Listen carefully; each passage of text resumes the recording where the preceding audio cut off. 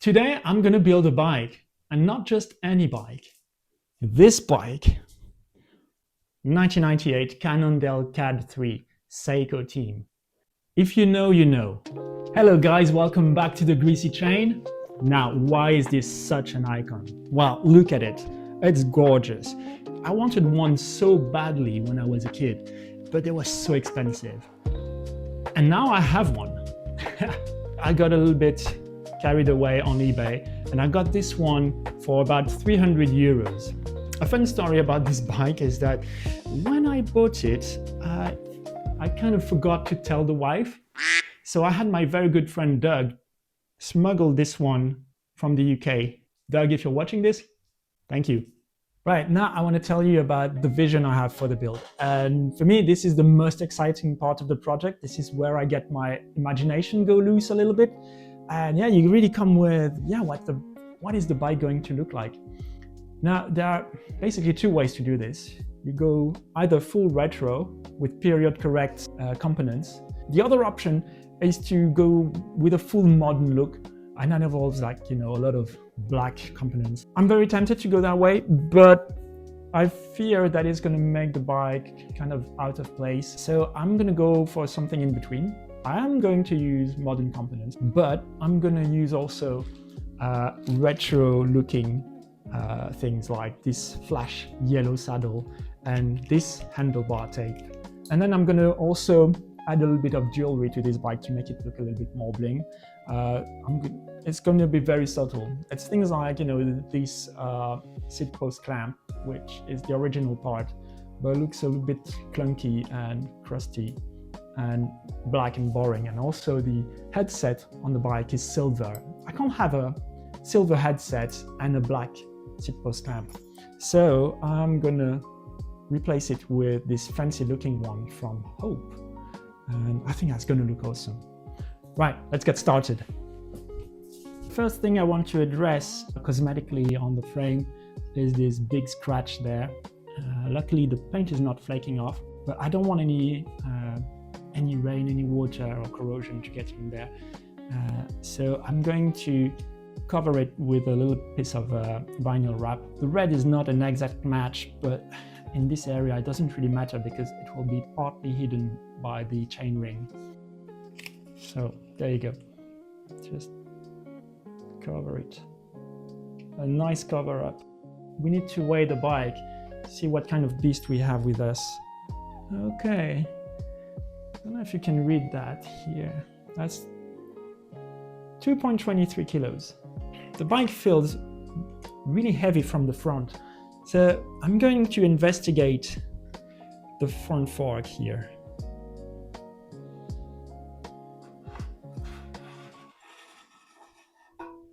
So that's quite a heavy fork.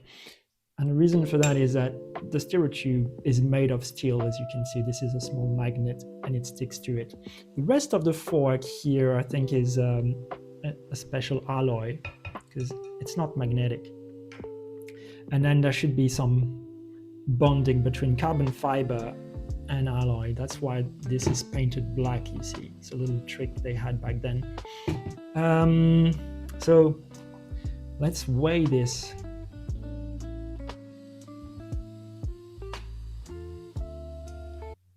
Oof.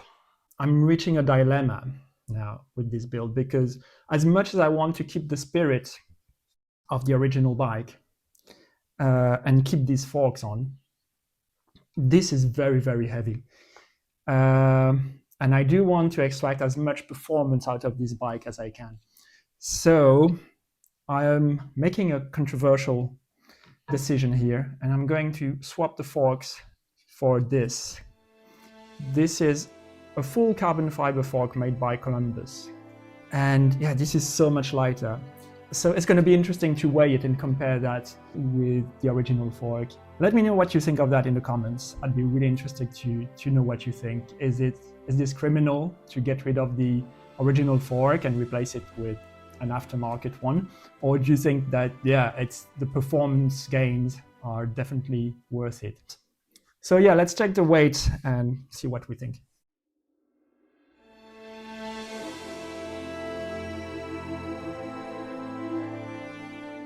Let's take a closer look at the headset bearings now. You see, it's a very simple design.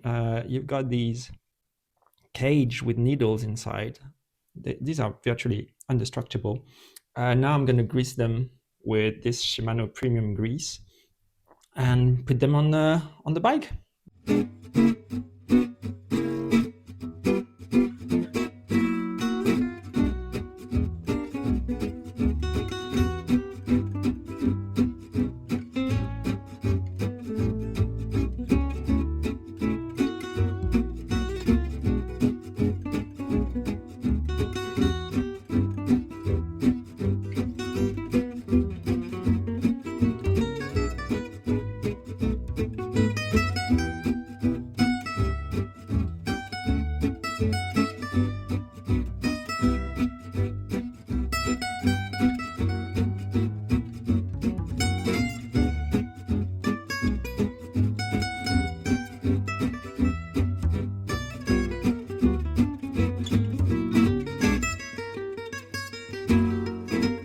So this is the crankset I'm going to be using. It's a Phoenix PR3 in 165mm long. Spindle is made of steel, quite reliable, and they're actually pretty light. And now I will add the chain ring. Gives you a total weight of 750. Right, so next on the build, I'm going to install the crankset. And there you go. Before I go any further on the build, I want to tell you about the Groupset. So I'm going to use this L-Twoo R7 Groupset. I got them at a really good price on AliExpress, just about 85 euros for both shifters and front and rear derailleur, all mechanical.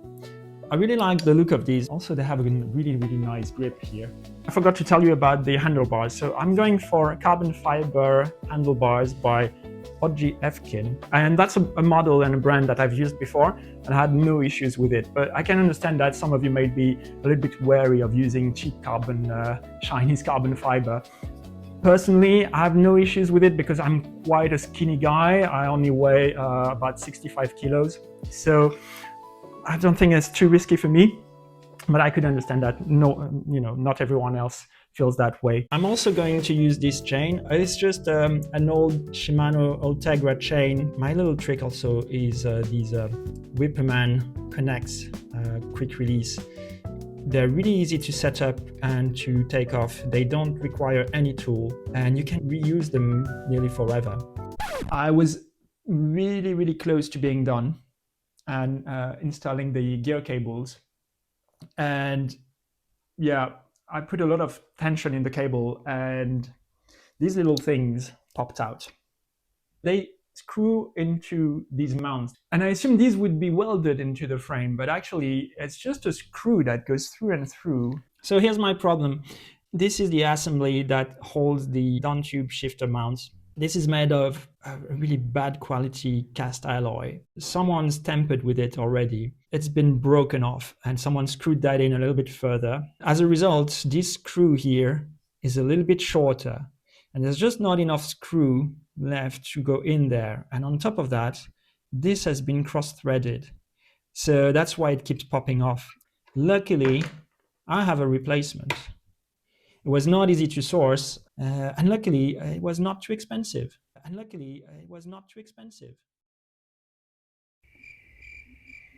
80 euros. All right, I'd better put it on the bike then. Cool, well, I'm super happy. The new part has gotten really nice and easy. The shifter mounts are now really sturdy and tight, so I can go on with the build. Right guys, there's one more thing I want to tell you before I complete this build. It's about the front derailleur of this L-Twoo R7 Groupset. As I feared, the spring on this front derailleur is much too tight, and every time I try to shift in, it feels like I'm going to break the shifter. But instead, I'm gonna use another derailleur and I'm gonna go for our good old friend Shimano Tiagra 4700, trustworthy, and you've got a much longer leverage here for your cable, and I don't think the spring is nearly as hard as on the L-Twoo, so I'm gonna go with that. It's gonna look a little bit weird, but I don't care. If it works, it works. I almost forgot, we need to talk about the wheels. They're already assembled. I'm going for this set of RSP Calavera CC35.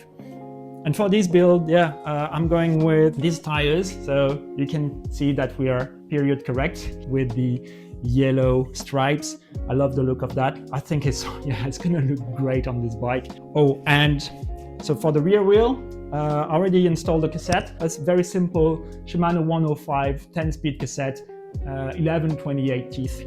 Okay guys, the bike is finished. Time for me to reveal it to you. Check it out. Isn't that cool? I'm super stoked about the way it looks. Super happy with this neo-retro look.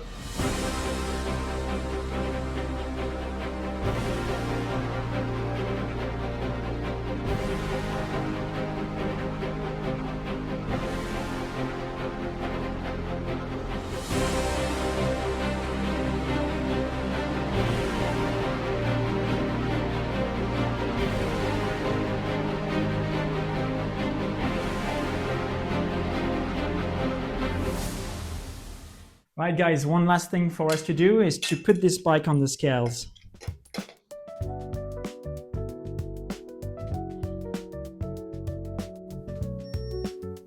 Hope you can see that. 7.845 kilos. That is pretty good for a 1998 bike. Thank you so much for watching this episode. I hope you've enjoyed it as much as I did, or at least as I enjoyed building the bike. And let me know what you think in the comments. Please don't forget to like and subscribe. That would really help me. And I'll see you again for another build. Ciao. And I forgot to press record.